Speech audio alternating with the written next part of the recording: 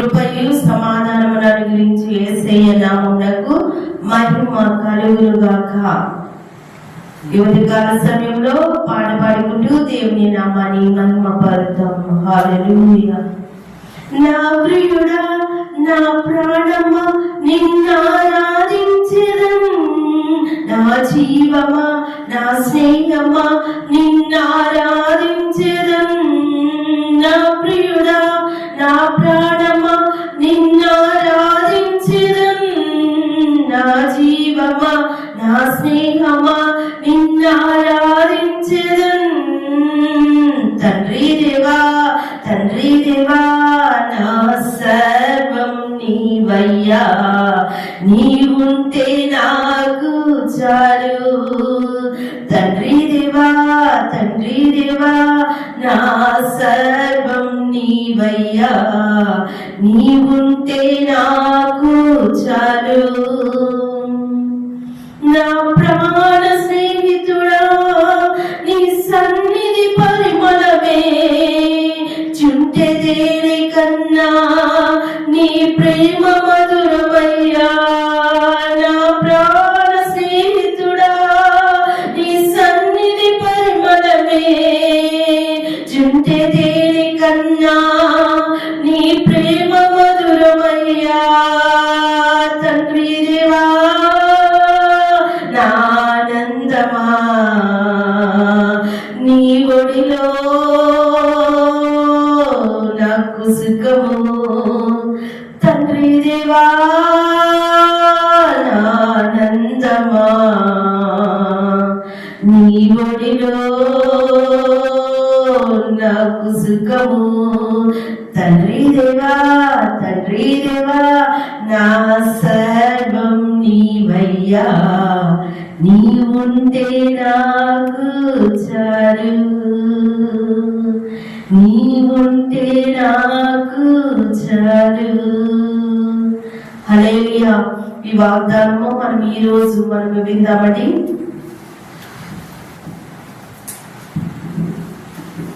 అందరికీ praise the lord. దేవుని నామము మహిమపరచబడును గాక.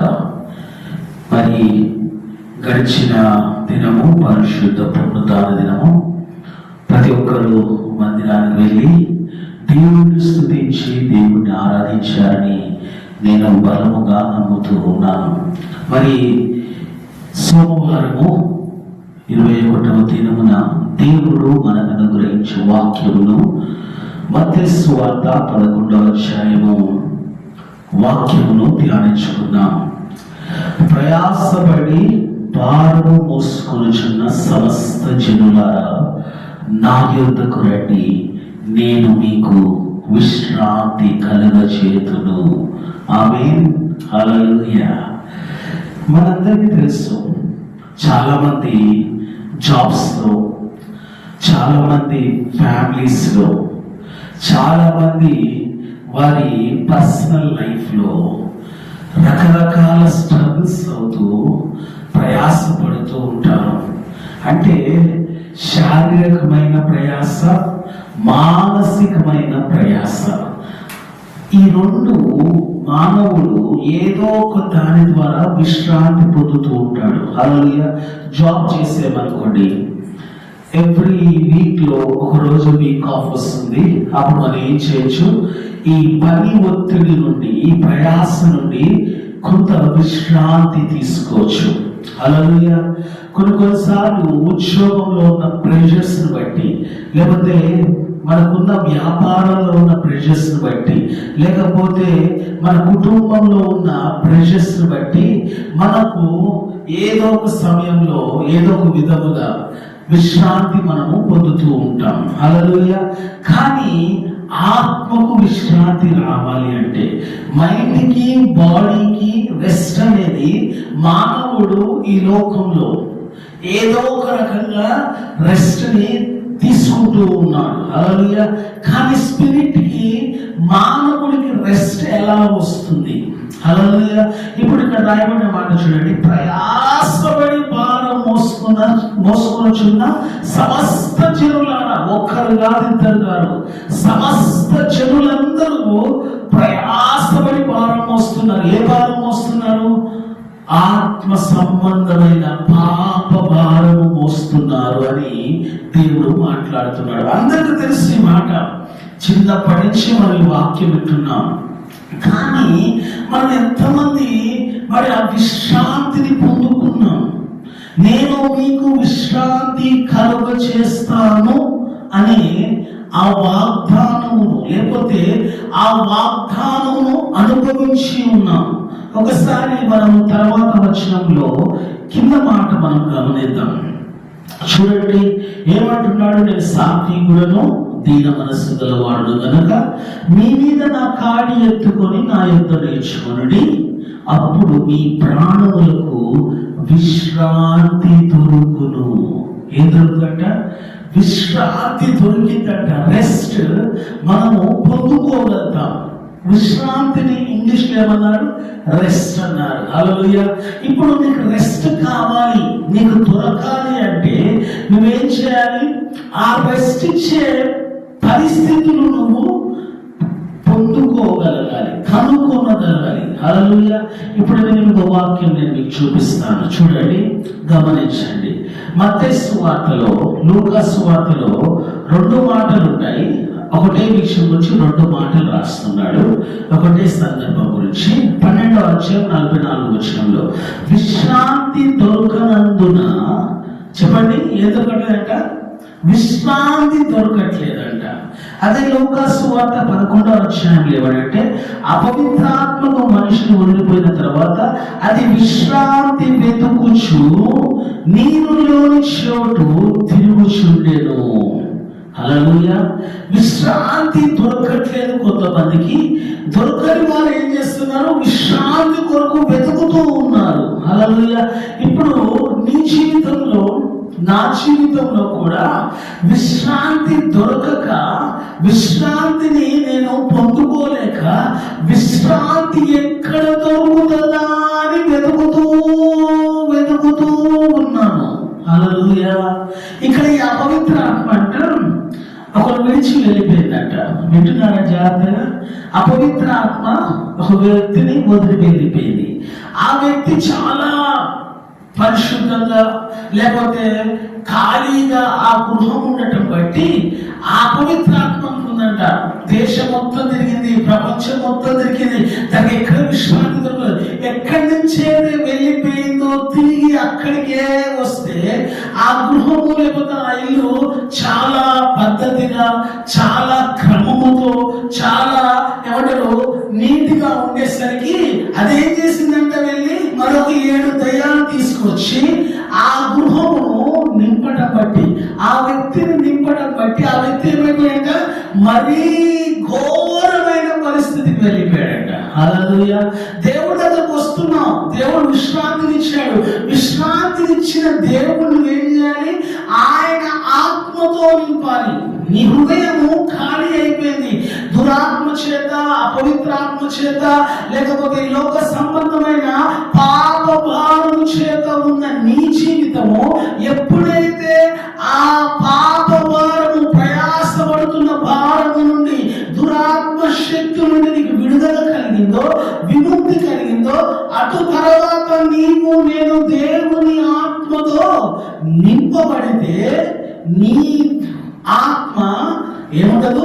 ఖాళీగా ఉండకుండా ఉంటుంది. కాబట్టి అప్పుడు సాతాను ఏం చేయడు? నిన్ను వచ్చి కదిలించలేడు. హల్లెలూయా. కాబట్టి మనం ఏం చేయాలి?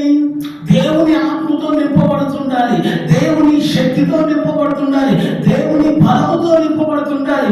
ఎవరైతే దేవుని శక్తితో నిలబడరో, శక్తితో నింపబడరో, దేవుని ఆత్మతో నింపబడరో, వారి ఆత్మలోకి దురాత్మ దూరటానికి, తిరిగి ప్రవేశించడానికి అవకాశము చాలా ఉంది. హల్లెలూయా. అంటే నేను ఆల్రెడీ దేవుని నమ్ముకున్నాను, నాకు విశ్రాంతి వచ్చేసింది, నేను ఇంకా విశ్రాంతి నాకు ఇంకా పొందుకోకుండా నేను ఉండను అని ఒక భ్రమలో బ్రతకద్దు. హల్లెలూయా. కాబట్టి దేవుని ఆత్మతో నింపబడటము చాలా అవసరం ఉంది. చూద్దాం, ఒక మాట నేను చదివినిపిస్తాను. హెబ్రీ పత్రికలో ప్రభు ఈ విధంగా అంటున్నాడు, నేను కోపముతో ప్రమాణం చేసినట్లు వారు నా విశ్రాంతిలో ప్రవేశించ ఏం చేశాట? చెప్పి తిని. ఆమె ఎవరు చెప్తున్నాడు ఈ మాట? దేవుడు ఇశ్రాయేలు ప్రజలకు చెప్తున్నాడు. ఎందుకు చెప్తున్నాడు? అవిధేయతతో ఉన్నారు కాబట్టి. హల్లెలూయా. దేవుడు ఏం చేశాడు? వారిని ఒక భయంకరమైన వేదనతో ఉన్నప్పుడు, రోదనతో ఉన్నప్పుడు, మూలుగులతో ఉన్నప్పుడు, దుఃఖముతో ఉన్నప్పుడు వారిని దేవుడు విడిపించి వాగ్దానపు దేశంలో తీసుకొస్తే అవిధేయులుగా జీవించారు. ఎలా జీవించారు? అవిధేయులుగా జీవించారు. దాన్ని బట్టి దేవుడు ఏమన్నాడు? నా విశ్రాంతిలో వారు ప్రవేశింపరని నేను చెప్పేది. ఆమె ఇప్పుడు నీవు కూడా బద్ధకాల్లో ఉన్నావు. గమనించండి, నీవు కూడా చెరసాల లాంటి పరిస్థితుల్లో ఉన్నావు. నీవు కూడా భయంకరమైన పాపముతో, అతిక్రమముతో, భయంకరమైన లోక సంబంధమైన జీవితంలో ఉంటే దేవుడు నిన్ను విడిపించి దేవుని ద్వారా నువ్వు నిత్య జీవంలోకి వెళ్ళాలని నిన్ను తప్పించి నిత్య జీవాన్ని తీసుకొస్తుంటే నీవు అవిధేయుడుగా ఉన్నావు అనుకో, నీవు ఇంకా అవిధేయురాలుగా ఉన్నావు అనుకో, దేవుడు ఏమంటాడు తెలుసా? నిన్ను నన్ను నా విశ్రాంతిలో వారిని ప్రవేశింపనీయను అని ప్రమాణము చేస్తాడు. జాగ్రత్త. దేవుడు ఏమన్నాడు? నేను మీకు విశ్రాంతిని ఇస్తానన్నాడు. ఇస్తానన్న దేవుడు మరి ఎందుకు అవిధేయులకి విశ్రాంతిలో ప్రవేశించారని చెప్పాడు?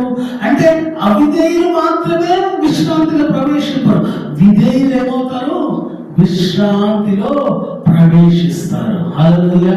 ఇప్పుడు అవిధేయుడు ఉన్న నా జీవితం, అవిధేయతో ఉన్న నా జీవితము, అవిధేయతో ఉన్న మన జీవితాలను మనము సరి చేసుకుంటే మనం ఎక్కడ ప్రవేశిస్తాము? విశ్రాంతిలోకి ప్రవేశిస్తాము. ఆమేన్. హల్లెలూయా. విశ్రాంతి ఎలా మన జీవితాల్లో పనిచేస్తుందంటే, ఉదాహరణకు బాగా అలసిపోయావు, బాగా అలసిపోయి వచ్చి మంచం మీద అలా పరుండి ఉన్నావు. నీ బాడీ అంతా బాగా అలసిపోయి ఏమాత్రము శక్తి లేక, బలము లేక, ఏమాత్రము ఇంకా ఓపిక లేక పరిస్థితిలో నువ్వు అలా పరుండున్న సమయంలో నీ శరీరానికి కావాల్సిన బలమును, తిరిగి శక్తిని, తిరిగి కావాల్సిన ఓపికను దయచేస్తుంది. చూడండి, అది విశ్రాంతి.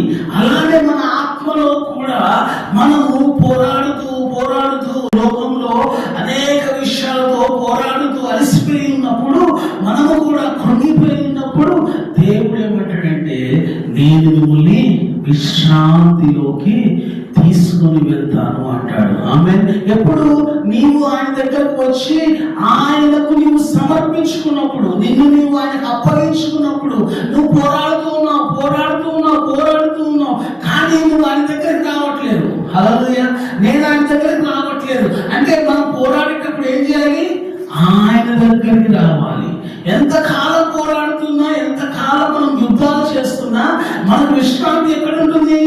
దేవునిలోనే ఉంటుంది. నువ్వు పోరాడి తిరిగి దేవుని దగ్గర రాకుండా అదే పోరాటంలో ఉన్నావు అనుకో, నీకేం దొరకదు? విశ్రాంతి దొరకదు. నీకు విశ్రాంతి దొరకాలి అంటే ఆ పోరాటాలన్నిటిలో దేవుని మీద ఆధారపడుతూ ఉండాలి, దేవుని మీద ఆనుకుంటూ ఉండాలి, దేవుని మీద ఏం చేస్తుండాలి? నమ్మకంతో ఎదురు చూస్తూ ఉండాలి. అప్పుడు దేవుడు నీకు అక్కడ విశ్రాంతిని కలుగ చేస్తాడు. దేవుడి మాటలు దీవించును గాక. ప్రార్థన చేసుకున్నాం. పరిశుద్ధుడా మా ప్రియ పరలోకపు తండ్రి, ఉదయ కాలంలో మాట్లాడిన వాక్యమును బట్టి, జీవమును బట్టి నీకు వందనాలు తండ్రి. ఇశ్రాయేలు ప్రజలు ప్రభువా అవిధేయులుగా ఉన్నప్పుడు నువ్వు వారితో ప్రమాణం చేశావు. ఏమని అంటే, మీరు నా విశ్రాంతిలో ప్రవేశింపరు అని. ఇప్పుడు నువ్వు మాతో మాట్లాడుతున్నావు. తండ్రి నీకు వందనాలు, నేను నీకు విశ్రాంతిని కలుగ చేస్తాను. నీకు వందనాలు ప్రభా. అవును తండ్రి, ఈ లోకంలో ప్రభా తండ్రి విశ్రాంతి లేక మేము ఎక్కడెక్కడో తిరుగుతూ ఉన్నాం, ఎక్కడెక్కడో వెతుకుతూ ఉన్నాం. కానీ ప్రభా నిజమైన విశ్రాంతి ప్రభా నీలోనే ఉందని, అది నీ ద్వారానే పొందుకుంటామని ఈ ఉదయకాలము మాతో మాట్లాడదని స్తుతులు చెల్లిస్తూ ఉన్నాం. ఈ వారం ప్రభా మీరు చేస్తున్న ప్రతి పనిలో, ప్రయాణంలో, సమస్తంలో మీరు మాకు తోడుగా ఉండండి. మా కుటుంబాన్ని ఆశీర్వదించండి ప్రభా. మా కుటుంబంలో మా పిల్లలకి నీ జ్ఞానముతో, నీ తెలివితో నింపండి ప్రభా. నీకు వందనాలు. మా కుటుంబంలో సమృద్ధి దయచేయండి. మా కుటుంబంలో ఉన్న తండ్రి ప్రతి శ్రమ నుండి, ప్రతి కష్టం నుండి, బాధ నుండి మాకు విడుదల దయచేయండి. మాకు కావాల్సిన సమృద్ధి దయచేయండి ప్రభా. మేము ఆశీర్వదించబడి అనేకులకి ఆశీర్వాదకరంగా ఉండటానికి సహాయం చేయండి. మేము ప్రభా ఈ లోకంలో తండ్రి నీకు వందనాలు, నీకు సాక్షిగా ఉండటానికి సహాయం చేయండి. ఈ వారమంతా ప్రభా తండ్రి సువార్త అందరి అన్ని జనులకు సువార్త ప్రకటించేవారిగా తండ్రి క్రీస్తు ప్రేమను పంచిన వారిగా మమ్మల్ని నిలబెట్టండి.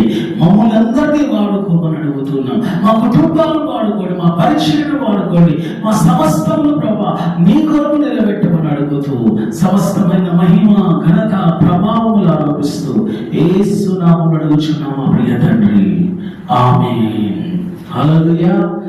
దేవుని నామం మహిమపరచబడును గాక. మరి పాస్టర్ స్వామిరాజ్ యూట్యూబ్ ఛానల్ ని ప్రతి ఒక్కరు సబ్స్క్రైబ్ చేయండి, లైక్ చేయండి, షేర్ చేయండి.